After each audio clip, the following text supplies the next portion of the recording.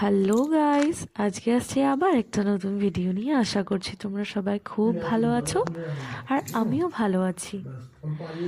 আজ সানডে, আমার বরের জন্মদিন, কিন্তু এটা আমি স্যাটারডে নাইটে প্ল্যানিং করেছিলাম কি ওকে সারপ্রাইজ দিব। তারপর সব কিছু মনে মনে রেডি করেছি, কিছু বলিনি, কিন্তু সার্থক জানতে পেরে গেছিলো যে আমি ওর বাবাকে সারপ্রাইজ দেবো। কিছুই না, জাস্ট একটু ছোটো মোটো ডেকোরেশন করে আর কেক একটা আনিয়েছিলাম আমার একজন ফ্রেন্ডকে দিয়ে।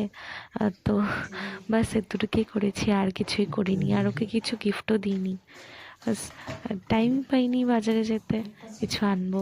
আর আর জানো তো, আমি কি গিফট দিব ওকে কিছু বুঝতেই পারি না। কারণ কি, যা দেওয়ার ওর কাছে সব কিছুই আছে, আমার কাছে আমি দেওয়ার মতন আর কিছুই থাকে না। তো যাই হোক, এই সারপ্রাইজটা আমি প্রত্যেক বছরই ওকে কিছু না কিছু সারপ্রাইজ দিয়েই থাকি।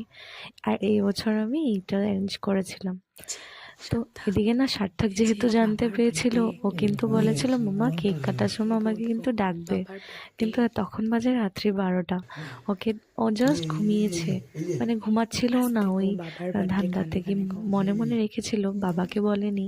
এটা খুব ভালো লেগেছে আমার। আমি বলেছি বাবাকে কিন্তু কিছুতেই বলবে না, এই যে কেকটা যে তুমি দেখেছো দেখেই রাখো, তুমি কিন্তু বাবাকে বলবে না।